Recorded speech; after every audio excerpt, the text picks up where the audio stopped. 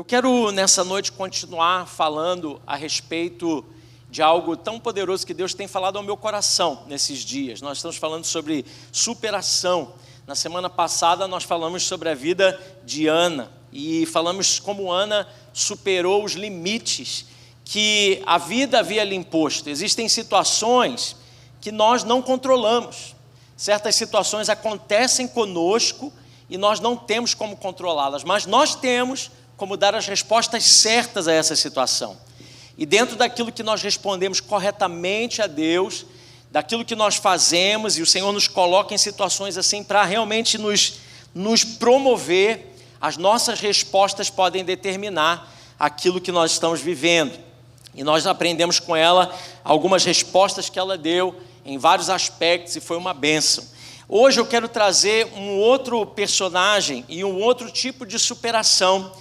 E o tema daquilo que eu quero trazer para você nessa noite é superando a demora de Deus. Superando a demora de Deus. E eu quero orar junto com você. Vamos orar juntos? Pai, nós queremos nessa noite entregar o nosso coração, a nossa vida, tudo que temos, Senhor, tudo que somos é para Teu louvor. E nós entendemos, Pai, que o Senhor está nesse lugar. O Senhor quer falar conosco, o Senhor quer ministrar, Senhor, a nossa vida. O Senhor quer, meu Deus, trazer sobre nós, Senhor, algo poderoso, algo que realmente nos edifique e nos faça, Senhor, viver os projetos do Senhor. Por isso, Pai, entregamos a nossa mente, entregamos o nosso coração, entregamos, Pai, esse tempo juntos como igreja e declaramos, Pai, os céus abertos sobre nós. Declaramos toda a mente agora cativa ao Teu trono de graça. Aquele que veio, Senhor, para ouvir a voz do Senhor, que ele saia daqui, Pai, dizendo: o Senhor falou comigo. Que aquele que veio aqui, Senhor, para ser animado, que o Senhor traga ânimo. Aquele que veio, Senhor, para ser fortalecido, o Senhor traga força. Aquele que veio para ser ajustado, que o Senhor traga, Pai, um prumo, um ajuste, Pai, que nos coloque no centro da vontade do Senhor. E nós, Pai, te pedimos, por favor, libera algo novo sobre nós nessa noite. Libera, Senhor, uma unção nova. Libera, Senhor, algo que nós precisamos experimentar para viver as situações desse tempo, desse momento que nós estamos enfrentando. E sermos, meu Deus, aprovados pelo Senhor. É o que nós oramos em nome de Jesus. Amém e amém. Abra sua Bíblia comigo em João, no capítulo 11. Eu quero ler a história de um personagem bastante conhecido. Nós vamos falar sobre Lázaro. E o texto que nós vamos ler é João capítulo 11, do versículo 1 até o versículo 26. É uma leitura um pouquinho mais extensa do que costumamos, mas eu tenho certeza que Deus vai falar com você na leitura da palavra. Vamos ler João 11, 1 ao 26. Diz assim a palavra do Senhor. Havia um homem chamado Lázaro, e ele era de Betânia, do povoado de Maria e de sua irmã Marta. E aconteceu que Lázaro ficou doente. Maria, sua irmã, era a mesma que derramara perfume sobre o Senhor e lhe enxugara os pés com os cabelos.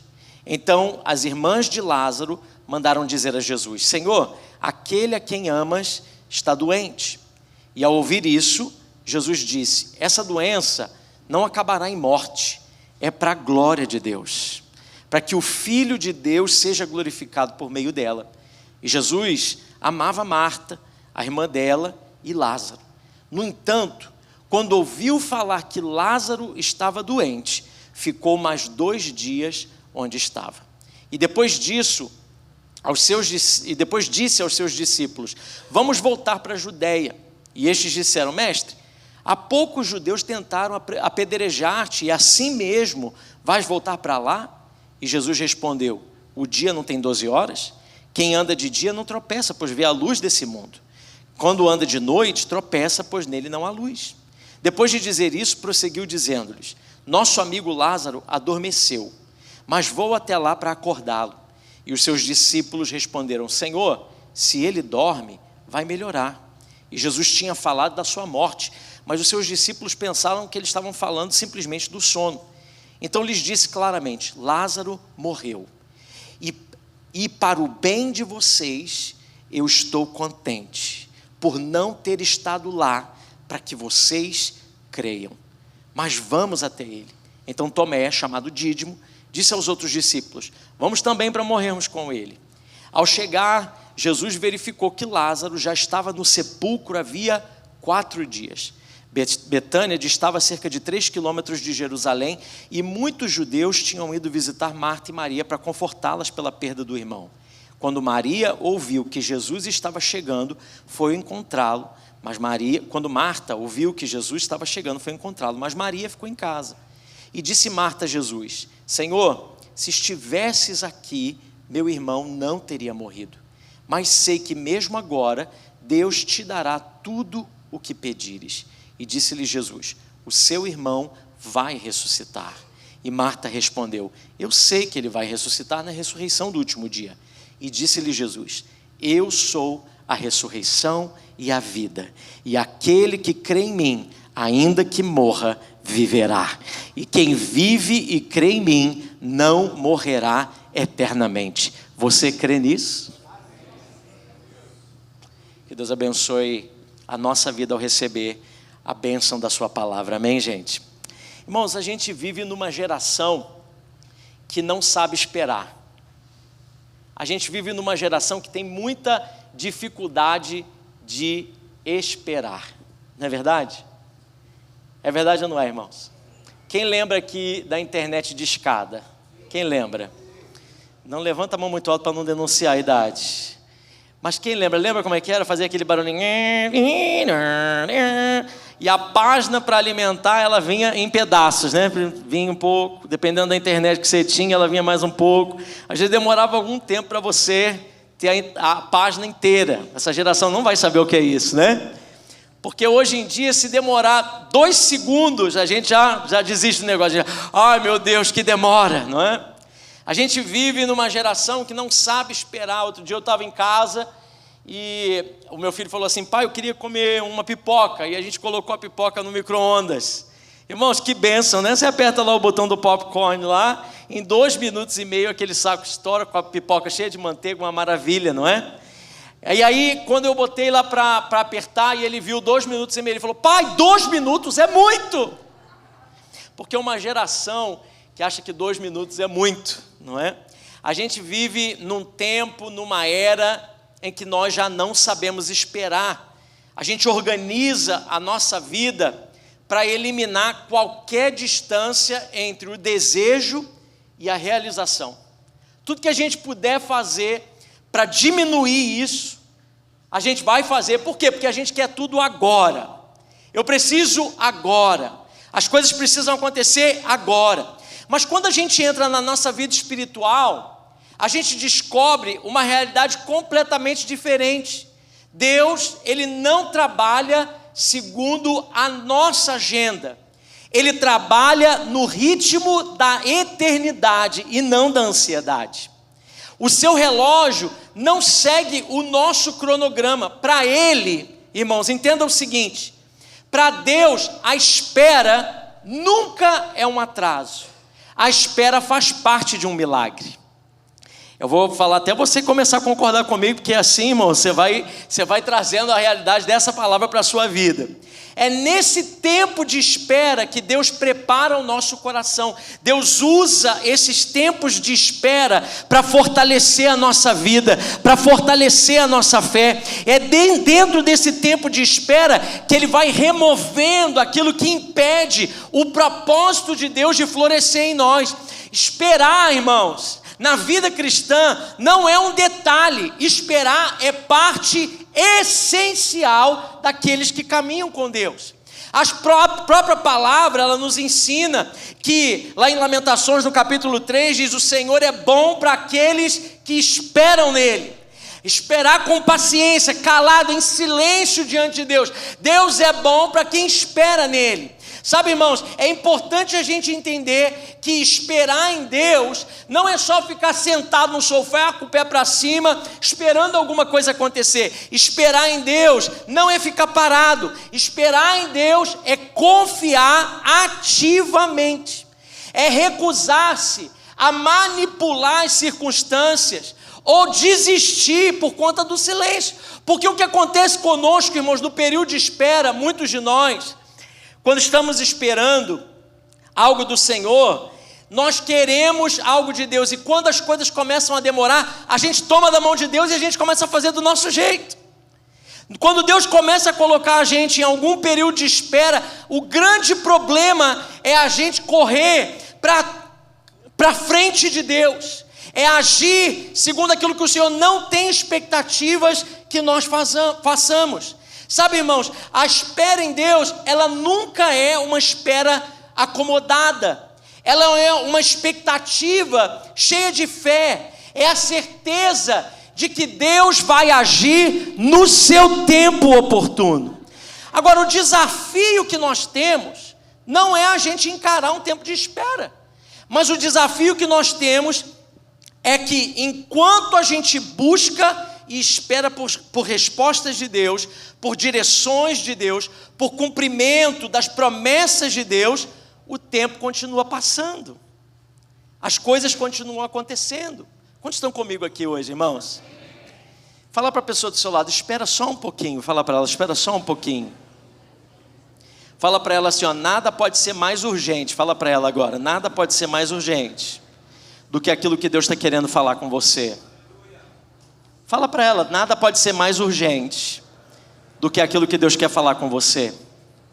Enquanto eu estou falando aqui, olha, eu tenho certeza que pessoas já tiveram que ir lá fora, outras tiveram que voltar, acontecem coisas que a gente tem que sair, a gente recebe ligação, a gente recebe tudo, por quê? Porque o tempo inteiro nós temos que dar uma resposta agora. E Deus está querendo nos ensinar algo nessa noite. Espera um pouco, deixa Deus fazer, porque no tempo dele as coisas vêm com mais clareza. Então agora evita qualquer tipo de comunicação, qualquer tipo de movimentação. Deixa a tua alma se aquietar e você receber a palavra de Deus com clareza. Porque Deus vai falar com você hoje. Hoje você não veio aqui na igreja à toa, meu irmão. Você não entrou aqui nessa igreja de qualquer jeito. Você não botou a sua roupa e você veio aqui para cumprir uma rotina religiosa. Você veio aqui para ser ministrado pela presença de Deus. E eu quero declarar que você vai sair daqui melhor do que você entrou, ou melhor ainda, você vai sair daqui transformado naquilo que Deus está chamando você para viver. Sabe? Às vezes a gente é atacado até na nossa alma, até para a gente esperar Deus falar conosco, se não for rápido, se não for no ritmo do Instagram, 1 minuto, a gente já se desconecta e a gente perde o ritmo de Deus.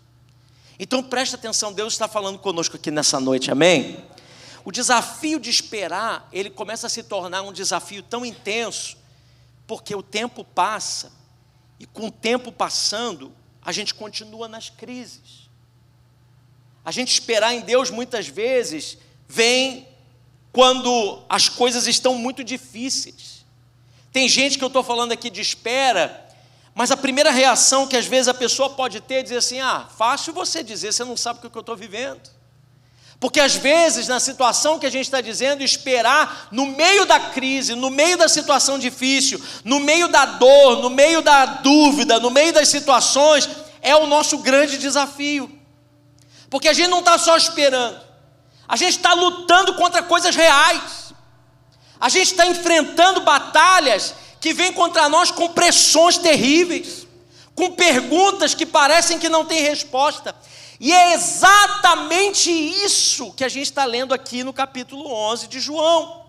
Marta e Maria, elas são acometidas por uma notícia que abala a sua estrutura.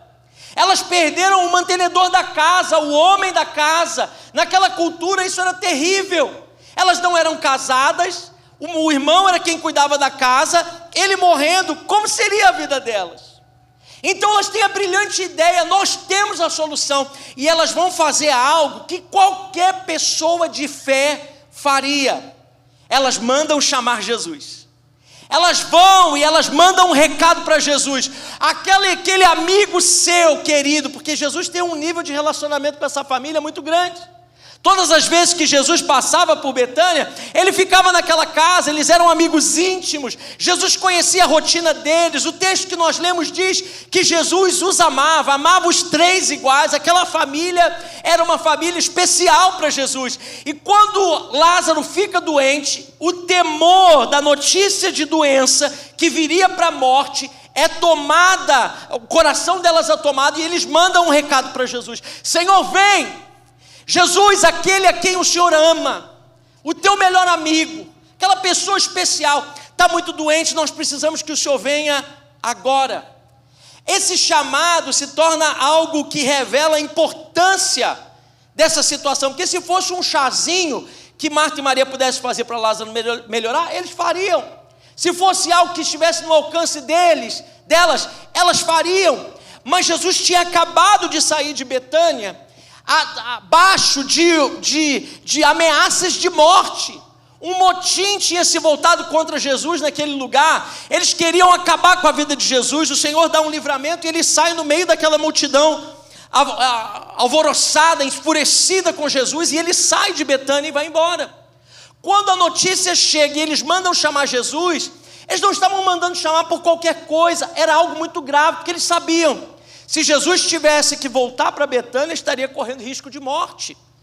Mas eles sabem que não tem outra solução a não ser ir ao mestre, mandar chamar aquele a quem eles tinham visto milagres acontecer. O Senhor tinha operado grandes coisas, o Senhor tinha um histórico ali, naquela família, que dava a eles o respaldo de dizer: eu sei que quando eu chamar, Ele vai atender, porque primeiro Ele nos ama, Ele nos conhece, segundo Ele tem todo o poder para realizar aquilo que eu preciso. E aí Marta e Maria fizeram isso, por causa do relacionamento profundo com Jesus. Mas o que acontece, irmãos, é algo muito curioso, porque mesmo tendo todo esse nível de relacionamento, de espera e expectativa, ao invés de uma resposta imediata, eles encontraram silêncio. Eu não sei, irmãos, mas hoje eu ministro para pessoas aqui que têm agido da maneira correta, buscado a pessoa correta, agido da forma correta, mas o que você tem recebido em troca é silêncio.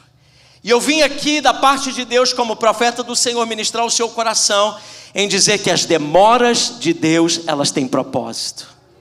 De que você está debaixo desse período de silêncio, mas isso não significa que Deus esqueceu de você, que o Senhor esqueceu da tua casa, que o Senhor esqueceu da tua família. Eu vim aqui da parte do Senhor te lembrar que você tem um Deus que continua te amando, um Senhor que tem planos e projetos e que pensa muito maior do que as suas necessidades. Quando eles recebem aquele silêncio, Jesus não correu para ajudar Marta e Maria. Versículo 6 que nós lemos diz que ao receber a notícia que Lázaro estava mal, ele ainda demora 2 dias. Propositalmente. Talvez aqui esse versículo 6 apresenta uma das cenas mais desconcertantes das Escrituras. Jesus sabe que o seu amigo está à beira da morte, mas ele permanece lá por 2 dias. E aos olhos humanos, irmãos, isso parece o quê? Parece abandono, parece falta de amor, parece que Deus chegou atrasado naquela situação. Mas quando a gente olha mais profundamente aqui, a gente percebe que aquilo que Jesus fez não era indiferença.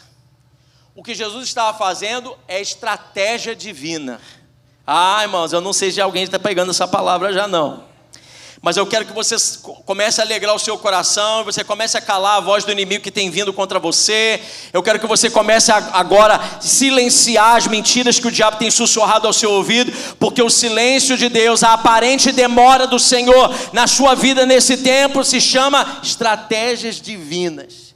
Jesus não estava fugindo do problema, Jesus estava preparando uma revelação que mudaria tudo. E aquele momento transformaria não só uma família, mas impactaria toda uma comunidade e apontaria 2 semanas depois, ele mesmo morreria e ressuscitaria, apontaria para algo muito maior. Meu irmão, eu vim aqui da parte do Senhor dizer para você nessa noite, que Jesus não está ignorando a sua dor, como Jesus não estava ignorando a dor daquelas mulheres. Ele só está preparando você para enxergar uma glória muito maior do que aquilo que você está pedindo. Eu quero que você entenda nessa noite que há um recado do céu para você. Deus tem planos maiores. Porque muitas vezes, quando Deus parece que está em silêncio, a gente atrela a ausência. Mas na verdade, alguém já disse que o silêncio de Deus não é sinal de que Ele está ausente, é sinal de que Ele está trabalhando. Deus está trabalhando. Deus está trabalhando. Eu vim aqui da parte do Senhor dizer que Deus está trabalhando.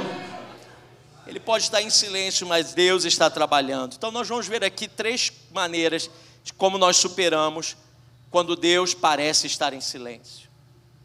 Como nós nos portamos, o que precisamos entender quando Deus parece estar demorando. A primeira coisa, entenda que tudo é para a glória de Deus. Diga comigo, glória a Deus. Diga mais forte, glória a Deus. Glória a Deus. Diga mais forte. Diga com convicção, glória a Deus. Essa situação é para trazer glória a Deus. A minha luta é para trazer glória a Deus. As coisas que eu não tenho resposta é para trazer glória a Deus. Essa enfermidade é para trazer glória a Deus. Esse tempo de escassez é para trazer glória a Deus. O diabo não vai roubar o meu glória a Deus. Não vai. Tudo é para a glória de Deus. Jesus tinha um amigo muito íntimo. Lázaro era um amigo íntimo. João 11:3 diz que as irmãs mandam chamar Jesus e falam para eles, aquele a quem tu amas. Maria e Marta conheciam o poder de Jesus. Já tinham visto Jesus curar. Já tinham visto Jesus realizar grandes milagres. Já tinham entendido quem era Jesus. Até aquele momento eles conheciam uma versão de Jesus, e aquele momento precisava do Jesus curador, daquele que vinha para romper com as cadeias da doença, daquele que traria aquele homem acamado de volta para o seu convívio natural. E mesmo sabendo do risco que Jesus correria em voltar, eles mandam chamá-la. Mas aí, irmãos, aos olhos humanos, como já dissemos, tudo parecia que Jesus já não os amava. Se Ele podia curar, por que Jesus demora mais 2 dias? Por que da situação ruim passa a ser pior? Porque às vezes é assim que a gente sente. Por que aquilo não foi remediado? Porque o que estava ruim piorou. E aí, irmãos, a gente começa a ser tomado por algumas dúvidas, porque nós também fazemos perguntas quando Deus parece em silêncio. Mas observe aqui o texto, o versículo 5 declara que Jesus amava aquela família. E o versículo 6 vai dizer para nós que Ele permanece ali 2 dias, mas e depois, quando conversa com os discípulos, diz, é bom. Quando ele diz, morreu, ele diz, é bom que isso aconteceu. Essas falas não entram na nossa cabeça, porque a gente entende as coisas diferentes. Ele não esperou, apesar do amor que tinha por aquela família. Ele esperou por causa do amor que tinha por aquela família. Uma coisa, irmãos, que nós fazemos como seres humanos, isso aqui todos nós, incluindo eu, nós associamos amor com respostas imediatas. Larga tudo e vai responder. Eu tenho que atender agora. Eu tenho que fazer agora, porque a gente associa amor com respostas imediatas. Mas o nosso Deus não é assim. Para o nosso Deus, Ele associa amor com propósitos eternos, não com situações emergentes. Isso aqui é uma lição para mim, porque eu, como pai, muitas vezes quero privar os meus próprios filhos de viver a situação, porque eu os amo tanto que eu pulo na frente.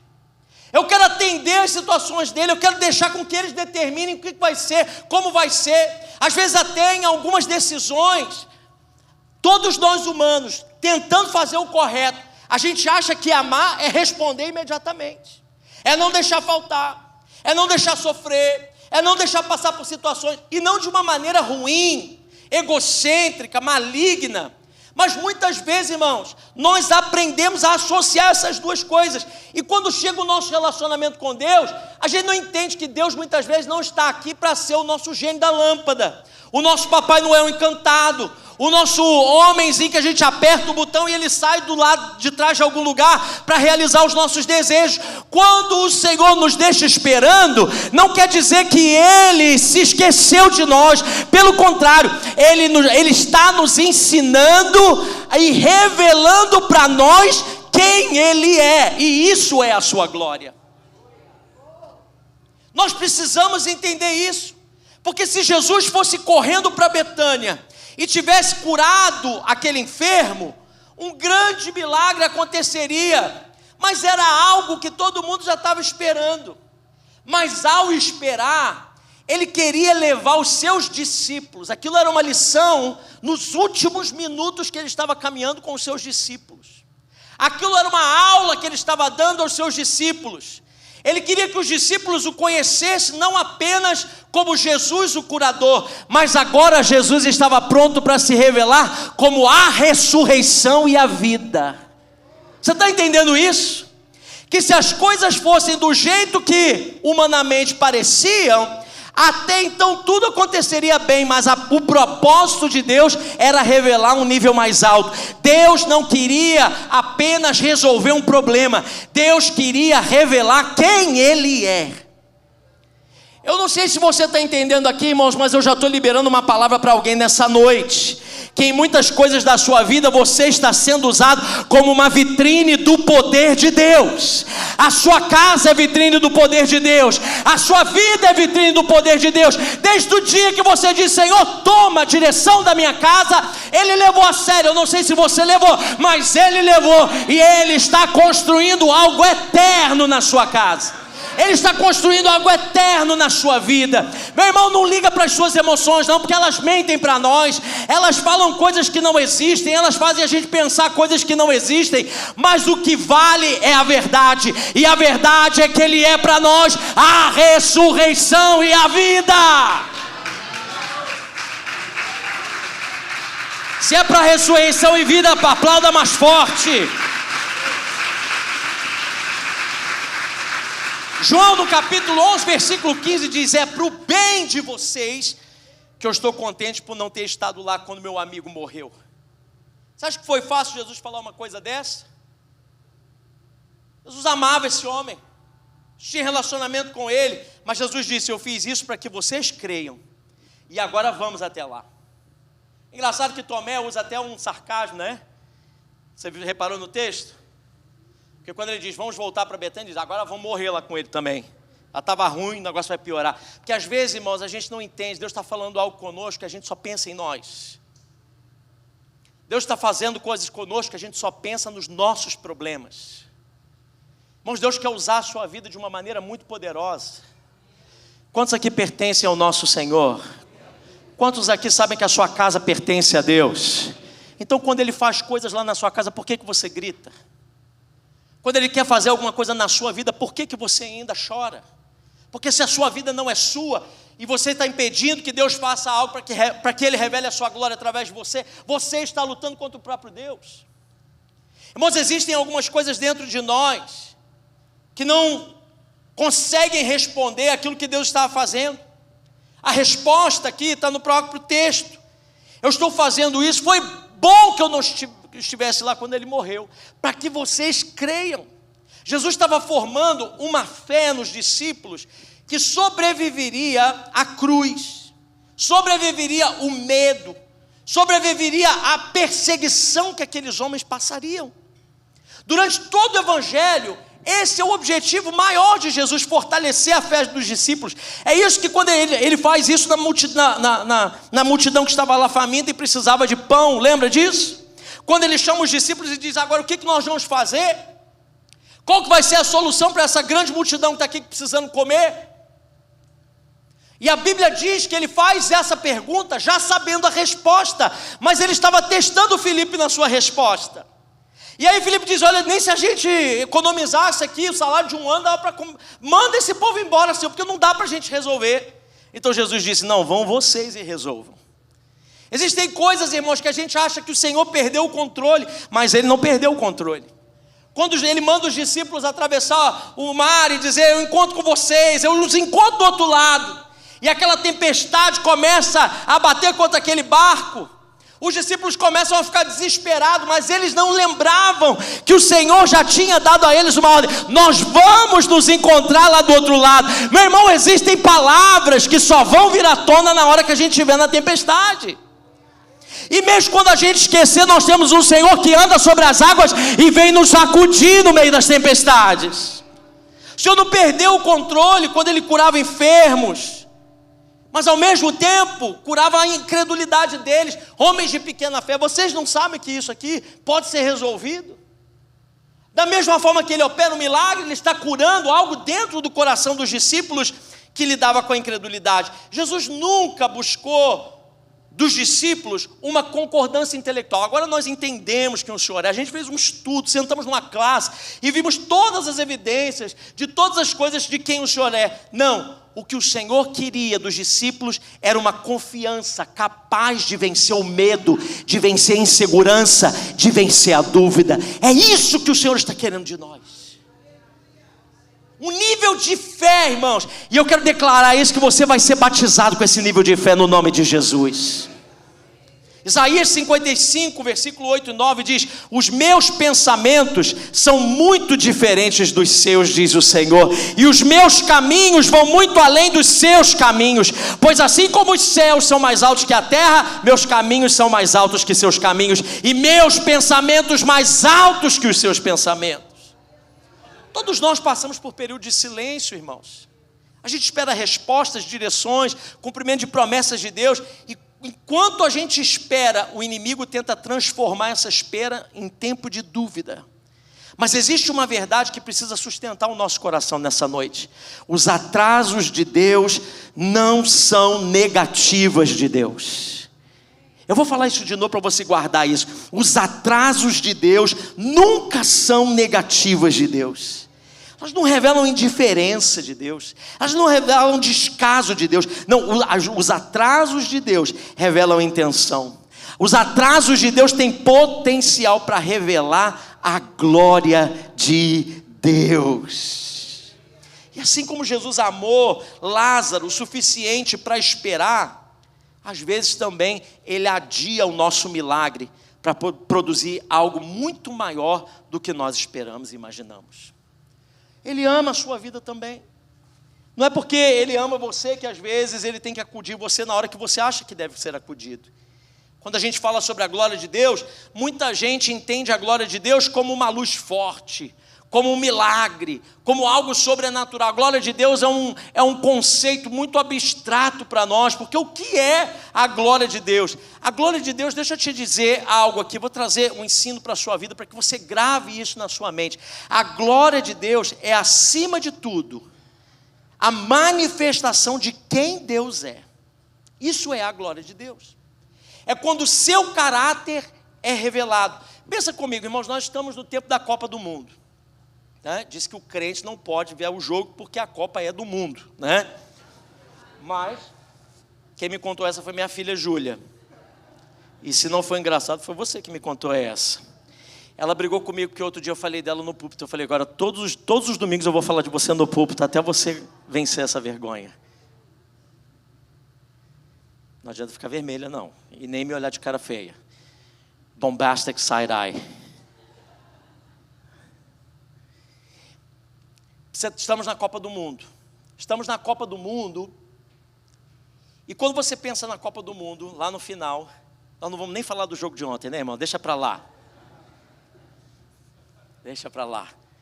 Hoje, pelo menos, a Alemanha fez 7-1 em alguém para esquecer de nós. Para a glória de Deus. Que Deus abençoe os irmãos de coração, né? Os irmãos orando, louvando a Deus lá, pedindo misericórdia, tomaram 7-1. Ô Jesus, tem misericórdia deles. Mas, quando a gente está pensando na Copa do Mundo, quando a gente chega naquele jogo final, e aí ganha a Copa do Mundo, aquele time, aquele capitão do time chega lá e pega aquela taça, e levanta aquela taça e todo mundo celebra, campeão. Aquela taça não é a glória. Aquela taça apenas aponta para quem é o time vencedor. Aquela taça não é a glória. Ela só mostra ao mundo as habilidades, o conjunto de aptidões, de esforço, de talento que aquele time tem. A glória não é o objeto levantado ali. Porque se eu pego aquela taça num outro contexto e eu levanto aquela taça, eu sozinho, não quer dizer que eu ganhei a Copa do Mundo. Eu posso ter acesso e depois do jogo eu pego aquela taça, levo para minha casa, boto na estante da minha casa, lá na minha sala. Isso não significa nada, porque ela não é a glória. Se aquela fosse a glória, quem carregasse aquela taça para sempre teria a glória.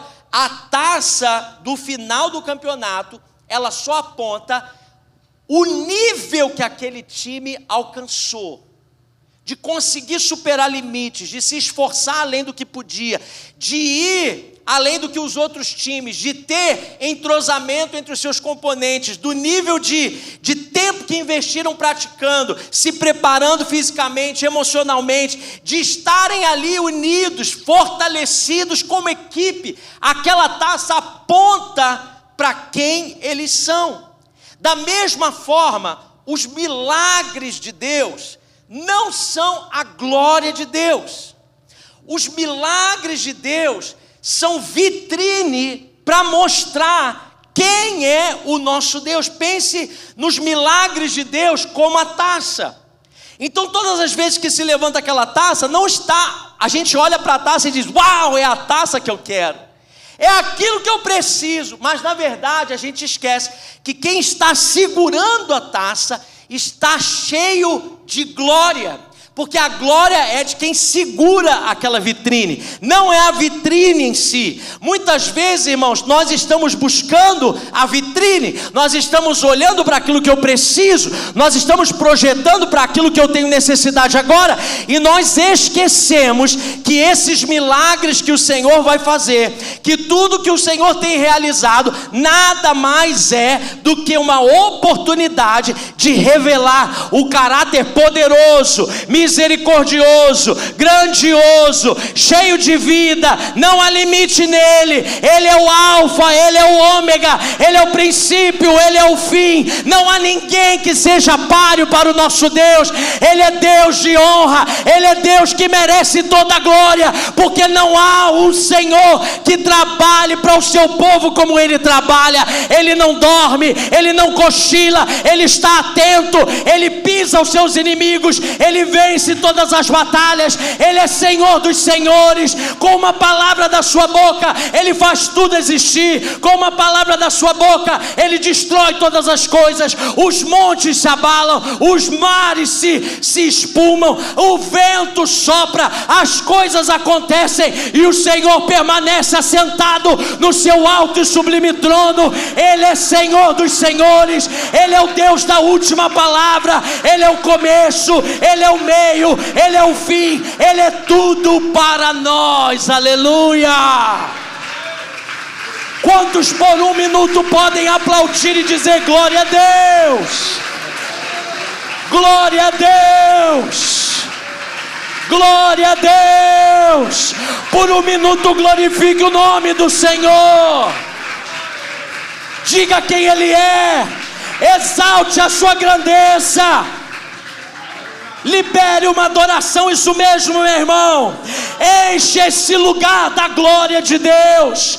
Lembre a sua alma de que você serve a um Deus que é maior do que os seus problemas, que Ele já tem os recursos que você precisa, Ele tem todos os tesouros disponíveis diante dEle. Não há páreo para o nosso Deus. É cura, Ele é a cura, é a porta, Ele é a porta. Ele é Senhor sobre nós. Glória a Deus. Até então aquele povo em João 11 conhecia Jesus como curador, mas é através da demora que agora Ele vai ser reconhecido como a ressurreição e a vida. 2 Coríntios 4,17 diz: e essa pequena e passageira aflição que sofremos vai nos trazer uma glória enorme e eterna, muito maior do que o sofrimento. Quantos pegam essa palavra para si? Eu vou experimentar aquilo que o Senhor, por isso que a Bíblia diz que Ele não divide a sua glória com ninguém, porque Ele é único. Só há um Deus que pode fazer tudo o que nós precisamos. E eu quero dizer para você, me ajuda a falar isso para a pessoa do seu lado, diga para ela, quando você não vira a mão de Deus, quando você não vira a mão de Deus, diga para ele, confie no caráter do teu Deus.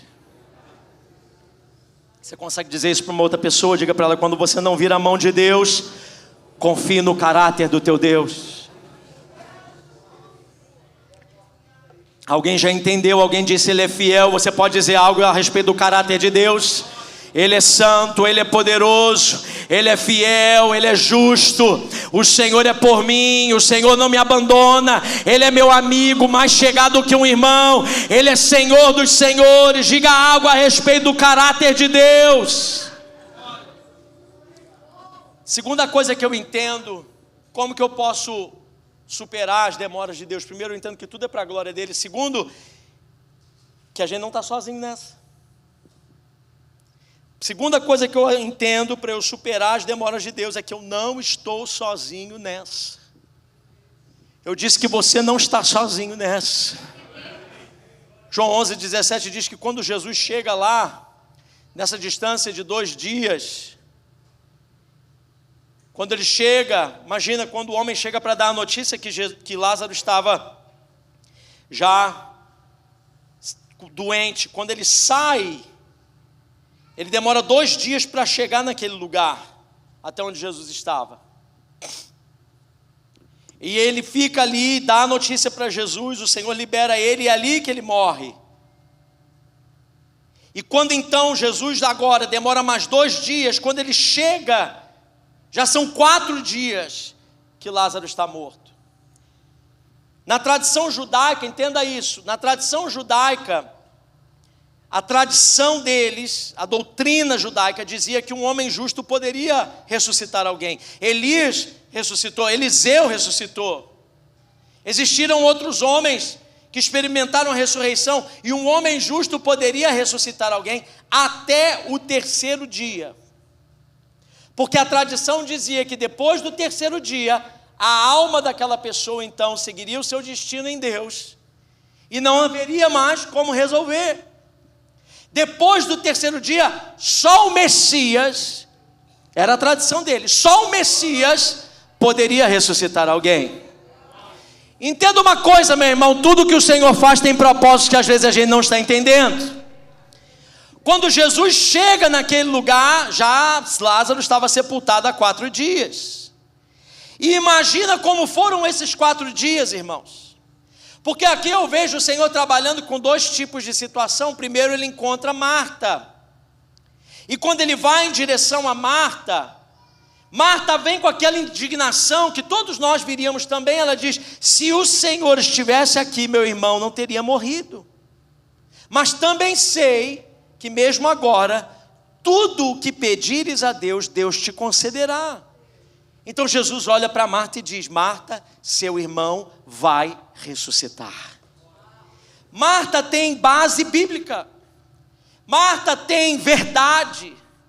Ela é movida por coisas sólidas, por decretos. Ela é movida por aquilo que ela conseguiria se manter de pé.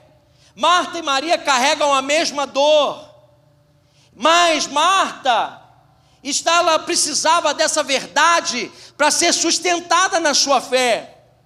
Jesus responde para ela, ela diz, eu sei que o senhor pedir qualquer coisa para Deus, vai acontecer. E Jesus diz, Marta, o seu irmão vai ressuscitar. Ela diz assim, eu sei que vai chegar aquele grande dia, em que todos nós vamos ressuscitar.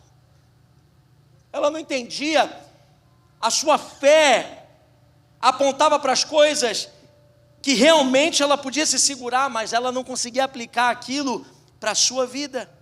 E aí, nessa conversa, que Jesus responde com uma das maiores declarações das Escrituras, eu sou a ressurreição e a vida, quem crê em mim, ainda que morra, viverá, e todo o que vive e crê em mim, jamais morrerá. Você crê nisso, Marta? Porque às vezes, irmãos, a gente é cheio de Bíblia dentro de nós, você convive com o Senhor há muito tempo, Tem gente aqui que conhece o Senhor em muitos aspectos, já viveu com Deus em muitas outras situações. Você tem até títulos que você carrega na sua caminhada ministerial com Deus, eclesiástica.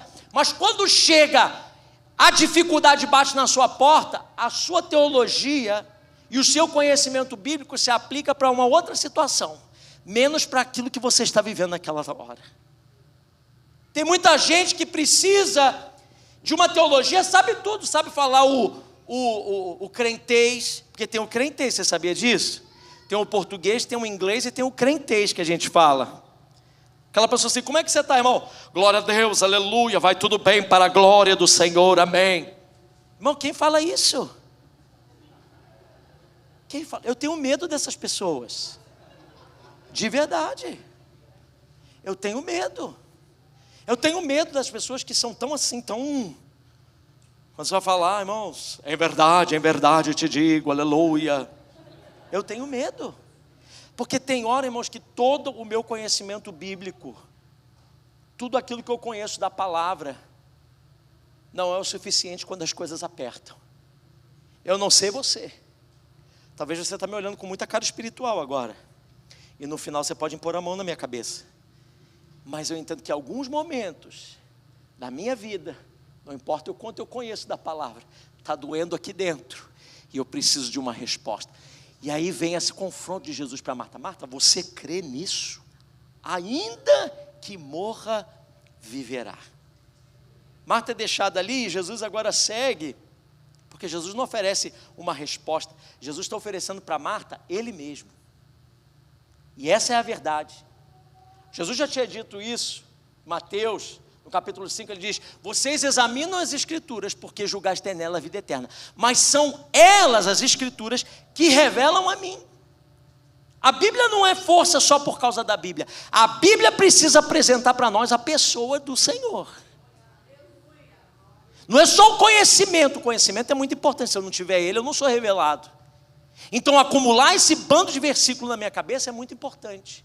Mas não é isso que faz a gente manter de pé na hora do dia mal. É a revelação de quem a nós servimos, de quem que a gente serve, de quem somos. Eu sou de quem? Quem tem a minha vida, quem me resgatou do império das trevas, a quem eu pertenço. É isso que muda tudo. Marta precisava dessa revelação e Jesus se oferece. Eu sou a ressurreição. Não vai ter ressurreição. Eu sou a ressurreição, Marta. Enquanto Marta buscava uma solução, Jesus se revela com identidade. Agora, para Maria é diferente, porque a pergunta é a mesma. Se o Senhor estivesse aqui, olha lá o versículo 32 até o versículo 35. Diz assim, chegando ao lugar onde Jesus estava vivendo, Maria prostrou-se aos pés e disse, Senhor, se estivesses aqui, meu irmão não teria morrido. E ao ver chorando Maria e os judeus que o acompanhavam, Jesus agitou-se no espírito e perturbou-se. Onde o colocaram? Perguntou ele. Vem e vê, Senhor, responderam eles. E Jesus chorou. Primeira coisa aqui, irmãos, que a gente precisa entender é que nós não estamos sozinhos nessa. Quando nós precisamos entender que Ele está conosco. Mas tem gente que não precisa só da revelação bíblica, tem gente que precisa da presença. Porque aqui como Maria caiu aos pés de Jesus, e Jesus não vai dar a ela a mesma aula de teologia que deu para Marta. Para Marta, Ele está dando aula de teologia. Marta está falando princípios bíblicos, falando para ela, mas para Maria, Jesus chora. A expressão que foi usada aqui por João para dizer o sentimento que Jesus tem quando ele reencontra com Maria é agitou-se no espírito e perturbou-se. Isso é extremamente forte. Quando ele olha Maria chorando e a situação que ela estava, a palavra no grego aqui, eu nem vou me atrever a dizer essa palavra no grego, mas vou tentar, embrimaomai.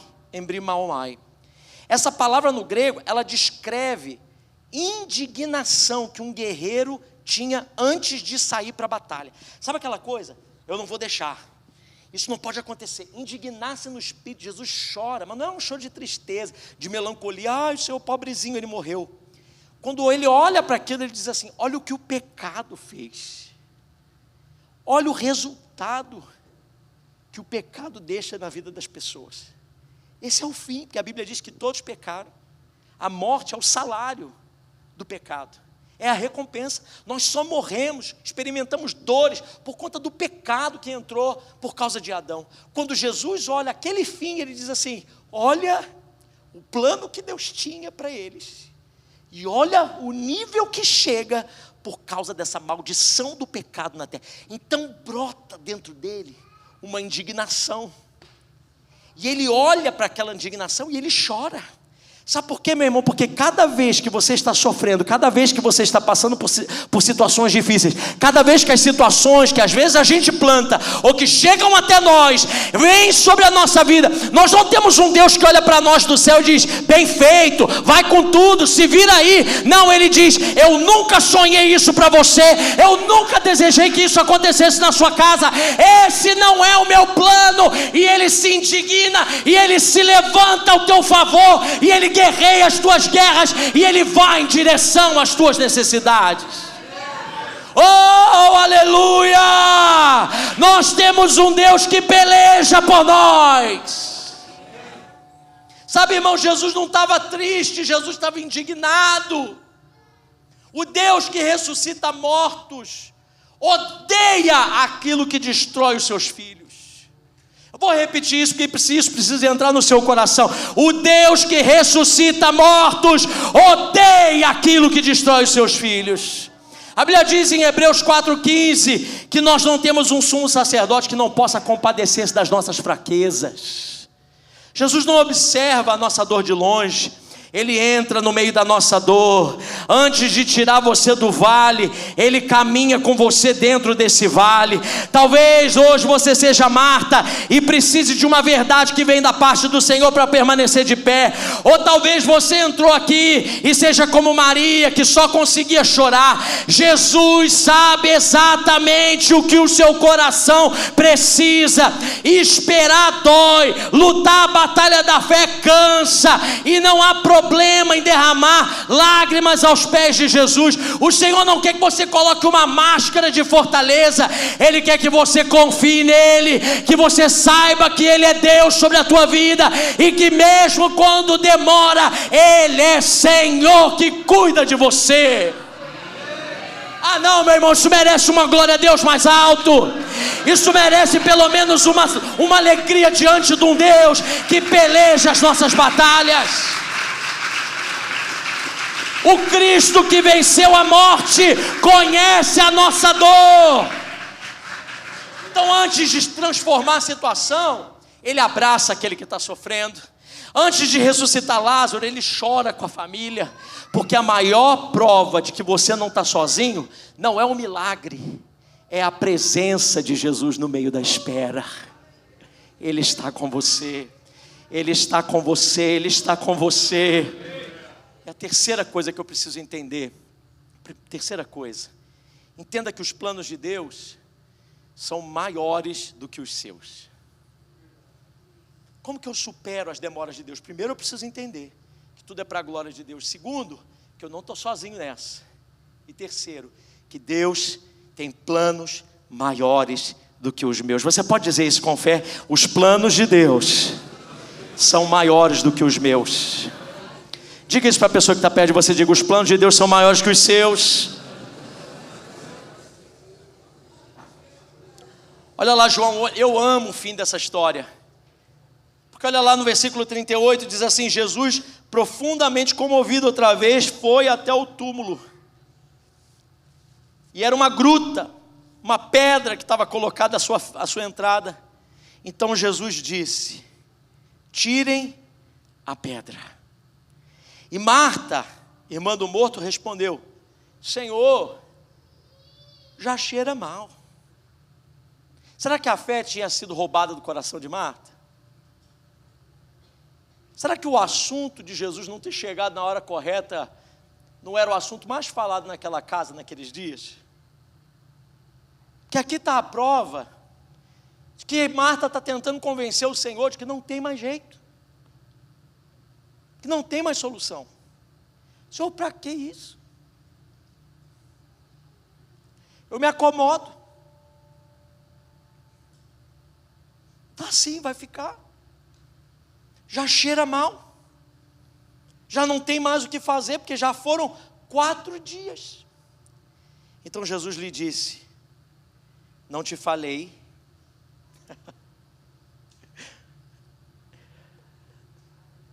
Nós temos um Deus que não desiste de nós. Ele nos lembra de novo. Ele disse: Marta, eu já não falei para você? Quem está aqui nessa noite, meu irmão, que Deus já falou tanta coisa no seu coração e as lutas dessa vida já fizeram você esquecer as promessas do Senhor, e nessa noite essa palavra de tão simples, ela se torna um lembrete dizendo: eu já não disse para você?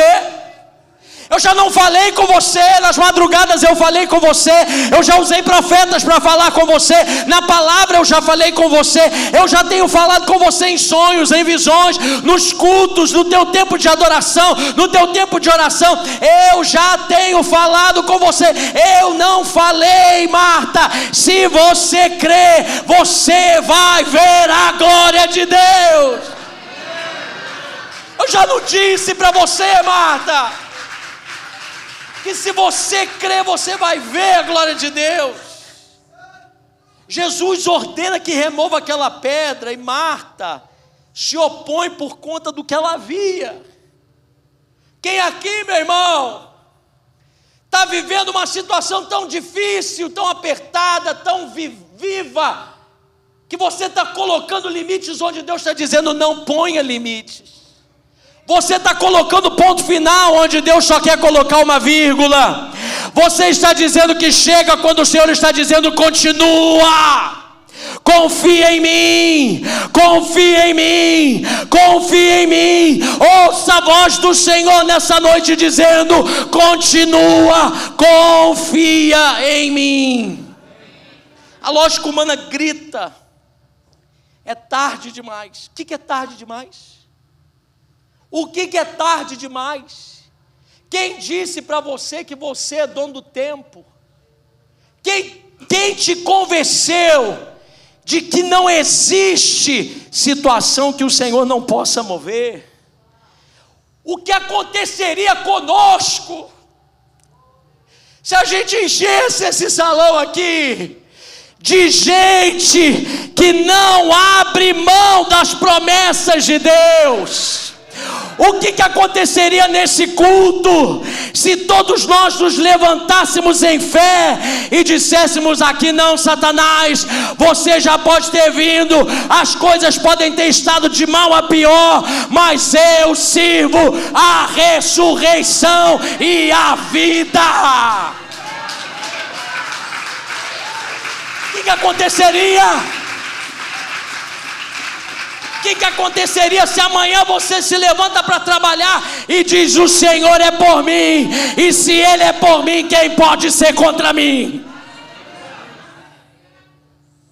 O que aconteceria se você se reúne à volta da sua mesa de jantar com os seus filhos e diz assim: pode até o choro durar um dia, mas a alegria vem pela manhã, e nós vamos esperar até que o sol da justiça se ponha sobre nós? O que aconteceria? Para Jesus ressuscitar Lázaro não foi um problema. Era exatamente isso que ele tinha vindo fazer desde o princípio. Durante todo o caminho ele dizia isso de diferentes maneiras: confie em mim, continue confiando. Então chega um dia em que a espera termina. Eu disse que chega um dia em que a espera termina. E o Senhor está dizendo para alguém aqui nessa noite: eu não te disse que você veria a glória de Deus? Vai chegar esse dia que Deus vai olhar para você e dizer: eu não te disse? Você está vendo esse filho que voltou das drogas? Eu te disse que você veria a glória de Deus. Esse casamento, eu te disse. Essa situação que você está passando aí, aqui nesse país, eu te disse que você veria a minha glória, o meu caráter. Eu sou fiel para cumprir aquilo que eu te prometi, diz o Senhor. Sabe essa doença, esse problema, essa limitação na sua alma? Eu já te disse, você vai ver a glória de Deus. Então aqueles homens tiram a pedra, me ajudem aqui. Os homens tiram a pedra. Jesus levanta os olhos e disse: Pai, olha que coisa linda, Só os músicos. O Senhor olha para aquela pedra sendo removida e diz assim: Pai, eu te... O que diz lá, irmão? Está lá, leia comigo. Pai, eu te agradeço porque me ouviste. Você vê Jesus fazendo oração de guerra? Você vê o Senhor falando, marchando e dizendo: morte, vai bater em retirada. Oh, xararabarabara. Não vê, né? Ele manda tirar a pedra e diz assim: Senhor, obrigado, porque o Senhor me ouve. A certeza no coração de Jesus era algo poderoso. A certeza de ter um Deus que já nos ouve. Eu gosto desse detalhe aqui, irmão, porque Jesus não pediu que Lázaro ressuscitasse. Em nenhum momento você está dizendo: Senhor, opera aqui um milagre, faz alguma coisa aqui, Senhor. O Senhor está vendo essa gente toda aqui me olhando. Alivia minha barra aqui, faz alguma coisa aqui para levantar o meu nome. Jesus não pediu que Lázaro ressuscitasse. Ele agradeceu, porque a sua oração já havia sido respondida. O que roubou, irmão? O que roubou a adoração dos teus lábios? O que roubou as tuas mãos levantadas dizendo: eu tenho um Deus que vela por mim, eu tenho um Deus que cuida da minha casa, eu tenho um Deus que tem planos maiores para a minha família, eu tenho um Senhor que não se esqueceu do meu lar, Ele não se esqueceu dos planos, Ele não se confundiu com a entrega do meu milagre, Ele é Deus e cuida da minha vida. A confiança de Jesus era tão grande que Ele já considerava os milagres necessários para a sua missão como algo já realizado. E essa é a fé que espera, que não fica parado, que continua acreditando quando aquilo que ainda não existe não aconteceu. Eu quero profetizar algo na sua vida aqui nessa noite. Isaías 40:31 diz: mas os que esperam no Senhor. Tem alguém esperando aqui algo da parte de Deus? Levanta a tua mão, porque eu quero profetizar sobre a tua vida nessa hora. Mas aqueles que esperam no Senhor renovarão as suas forças. Meu irmão, não comece a receber renovo da parte do Senhor nessa hora. Só quem espera algo da parte de Deus se coloca na posição de receber, porque hoje renovo do céu virá ao teu favor.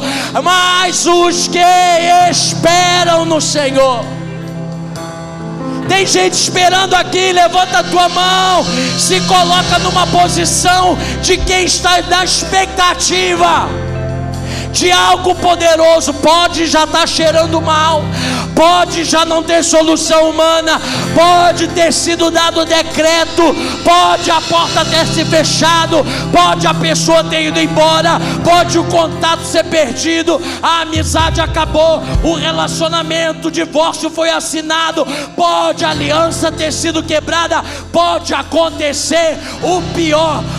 Meu irmão, aqueles que esperam no Senhor renovarão as suas forças, subirão com asas como águias, correrão e não se cansarão, caminharão e não se fatigarão.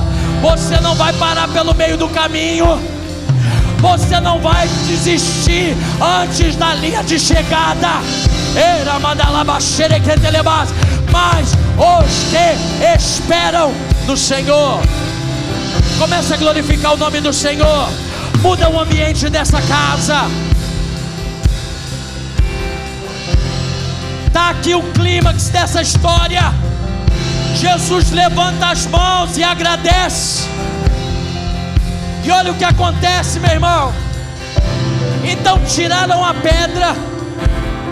Jesus levantou os olhos e disse: Pai, eu te agradeço porque me ouviste. Eu sei que sempre me ouves, mas eu disse isso em público por causa das pessoas ao meu redor. Comece a agradecer o nome do Senhor. Tem gente do teu lado que precisa ser lembrado que tem um Deus que ouve a sua oração.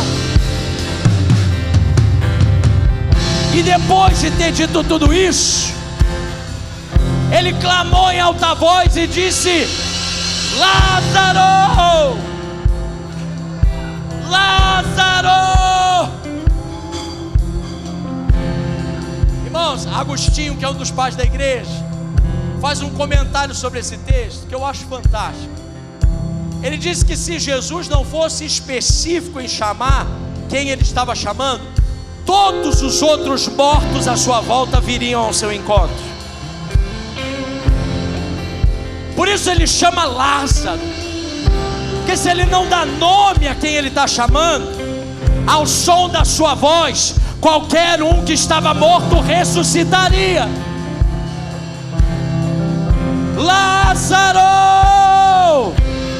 põe nome nessa situação agora.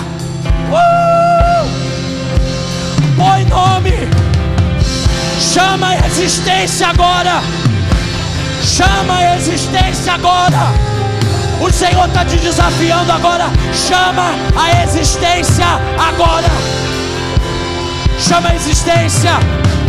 Sonhos, projetos, vida ministerial. Oh,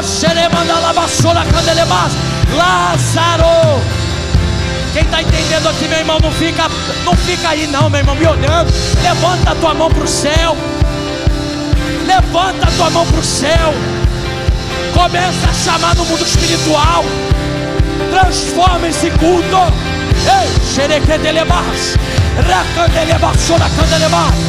batiza com fé, batiza com fé, batiza com fé, batiza com fé, batiza com fé, batiza com fé.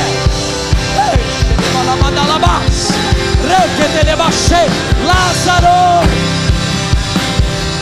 Lázaro, Lázaro, vem pra fora,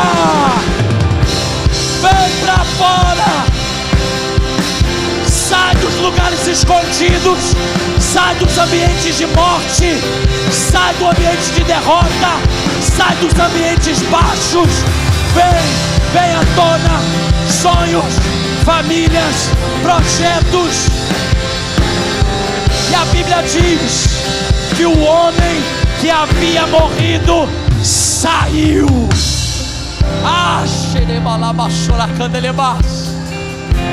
O homem que tinha morrido saiu. Não tem como ficar do mesmo jeito.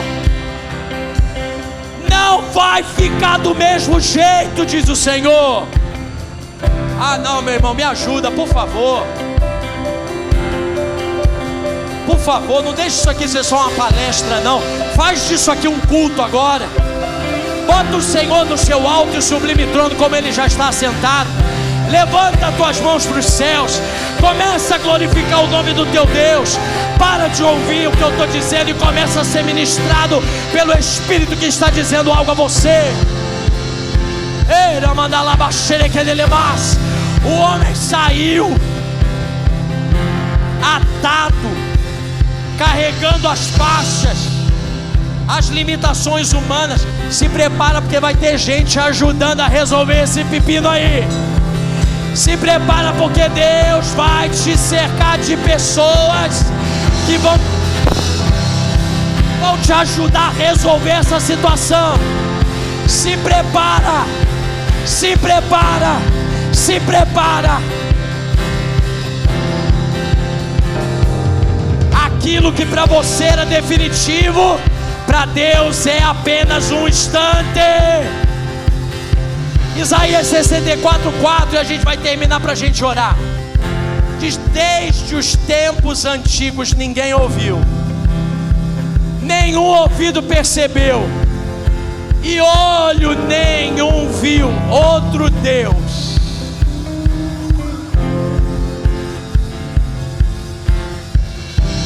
Além de ti, que trabalha para aqueles que nele esperam. Não permita que o silêncio de Deus faça a dúvida crescer no teu coração. Não permita que o silêncio de Deus faça você duvidar do caráter de Deus. Não permita que a demora de Deus arranque de você aquilo que o Senhor quer fazer. Levante as suas mãos para os céus.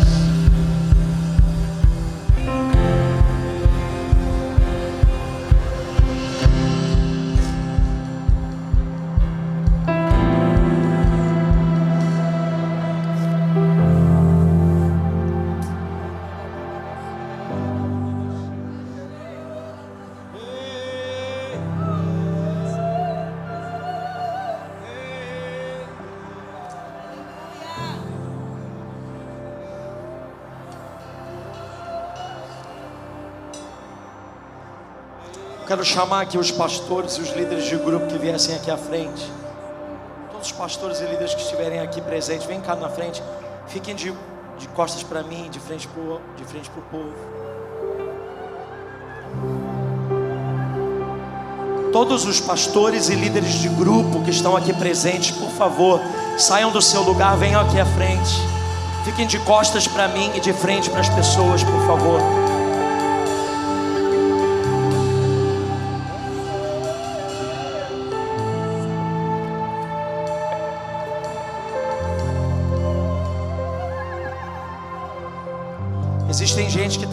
Existem pessoas aqui que estão guerreando batalhas terríveis.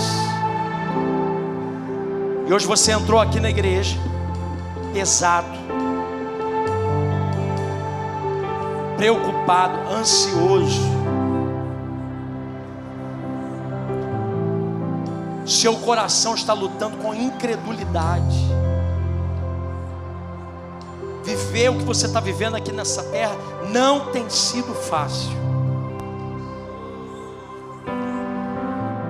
Mas hoje nós vamos clamar com poder de ressurreição e vida sobre você. Então, enquanto nós estaremos ministrando uma canção, eu quero que você saia do seu lugar e venha até um desses líderes aqui. Nós vamos orar por você. Nós vamos clamar a Deus pela sua vida. Vem mesmo, pega a sua família e vem. Pega aí aquilo que já está morto há 4 dias, há 4 meses, há 4 anos. Aquilo que você já não tem nem mais o que fazer. Traz no altar e nós vamos declarar vida. Nós vamos declarar vida. Nós vamos declarar vida. Sai do seu lugar agora e vem no altar. Vem no altar. Nós vamos terminar todos nós aqui no altar. Sai do teu lugar e vem. Lázaro, vem para fora. Os anjos pra contigo lutar. Ele abre as portas pra ninguém vai fechar. Ele trabalha pra quem Lázaro, vem pra fora. Contigo, de noite Lázaro, vem pra fora. Sua bênção chegou. Comece a cantar com muito louvor. Lázaro, vem pra fora. Quebrando as correntes, tirando os espinhos, ordenando Ore mesmo. pra contigo lutar. Ele abre as portas. Sai do seu lugar e vem. Ele trabalha pra quem nele confia, caminha contigo, de noite ou de dia. Erga suas mãos, sua bênção chegou. Comece a cantar com muito louvor, com muito louvor, com muito louvor. Isso, vem. Muito louvor, com muito louvor, com muito. Deixa o Senhor ministrar você. Receba força da parte de Deus.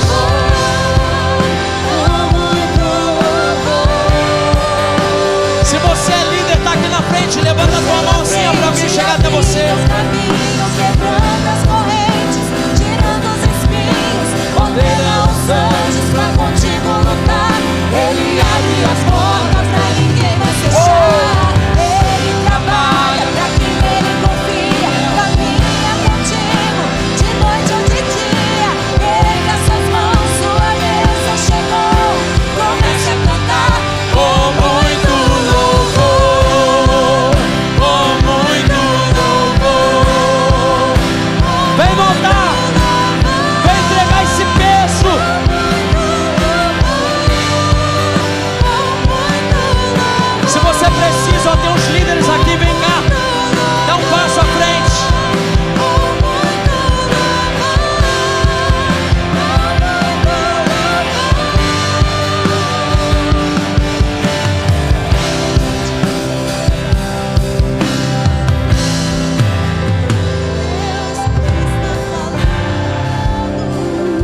abrir espaço aqui, ó, tem pastores aqui, vem. Pode vir. Pastores vão aqui, ó, tem gente esperando ali, ó, no corredor. Vamos, irmãos. É porque está trabalhando. Me ajudem a organizar o pessoal aí. Basta somente esperar o que Deus irá fazer. Diga isso. Quando Ele estende as suas mãos, é a hora de vencer. Então louve, simplesmente louve. É isso aí, meu irmão. Tá chorando, louve. Levante as suas mãos e diga: Precisando, louve. eu te louvo, Tá Senhor. chorando, louve. Não importa, louve, seu louvor invade o céu. Deus vai na frente, abrindo o caminho, Quebrando as correntes, tirando os espinhos, ordena os anjos pra contigo lutar. Ele abre as portas pra ninguém mais fechar. Ele trabalha pra quem nele confia. Caminha contigo, de noite ou de dia. Erga suas mãos, sua bênção chegou. Começa a cantar com muito louvor, Com muito louvor, com muito louvor, com muito louvor, com muito louvor, com muito louvor, com muito louvor.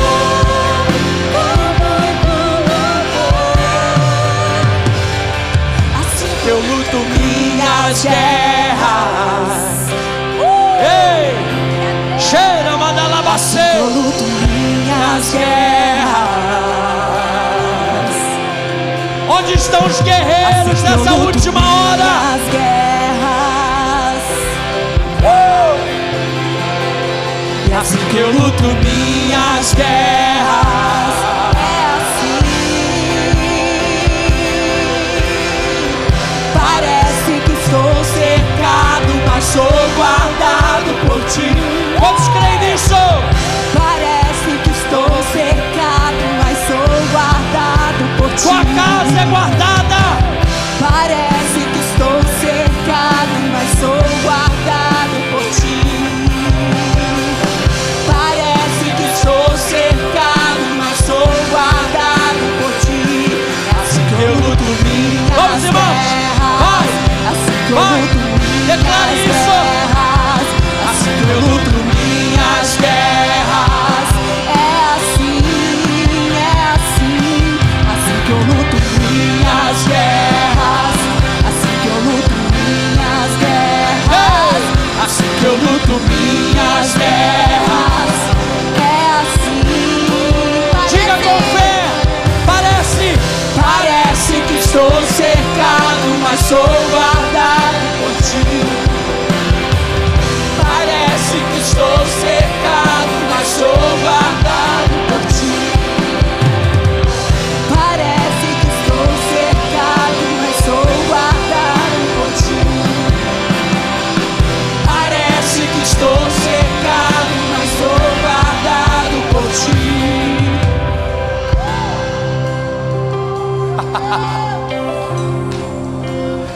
Glorifique o nome do Senhor. Glorifique o nome do Senhor. Glorifique o nome do Senhor. Glorifique o nome do Senhor. Faça barulho de glória a Deus. Faça barulho de glória a Deus. Abra a tua boca e comece a glorificar o nome do Senhor. Vamos por um minuto. Os líderes podem voltar para o seu lugar. Vamos por um minuto. Adore o nome do Senhor. Vamos, irmãos, vamos, irmãos. Está mais próximo do que você imagina. Vai. Adore o nome do Senhor. Exalte o nome do Senhor. Glorifique o nome do Senhor. Diga: Senhor, eu te amo. Senhor, eu confio no Senhor. Eu confio na tua promessa. Eu confio nos teus projetos. Eu confio na tua mão. Essa semana vai ser uma semana de virada para alguém. Essa semana vai ser uma semana de respostas claras. Essa semana vai ser uma semana de provisão divina. Essa semana vai ser uma semana de coisas extraordinárias dentro da sua casa. Pai, obrigado, Senhor. Obrigado, Pai, por esse culto. Obrigado por esse tempo. Obrigado por nos lembrar de que se crermos, veremos a glória de Deus. Obrigado, Pai, pelo batismo de fé nessa noite. Nós saímos daqui, Pai, as situações ainda estão lá fora. As lutas, os perigos, as guerras continuam lá fora, mas nós já não somos mais o mesmo. Nós saímos daqui hoje confiando na tua boa mão sobre nós. O Senhor que é por nós há de fazer coisas extraordinárias. Ainda que demore, o Senhor não esqueceu de nós. Pai, leva-nos para uma semana cheia da tua presença. E ao voltarmos para o campo missionário da nossa vida, para o lugar que o Senhor tem determinado para nós, para sermos vitrine da tua glória, que a maravilhosa graça de Cristo Jesus, o amor de Deus, o nosso Pai, e a rica e doce e poderosa comunhão com o Espírito Santo seja sobre a igreja de Deus reunida aqui e à volta da terra, desde hoje e para todo sempre. Amém, amém e amém. Aplauda mais forte o nome do Senhor. Quem diz amém, dá um abraço bem forte em alguém.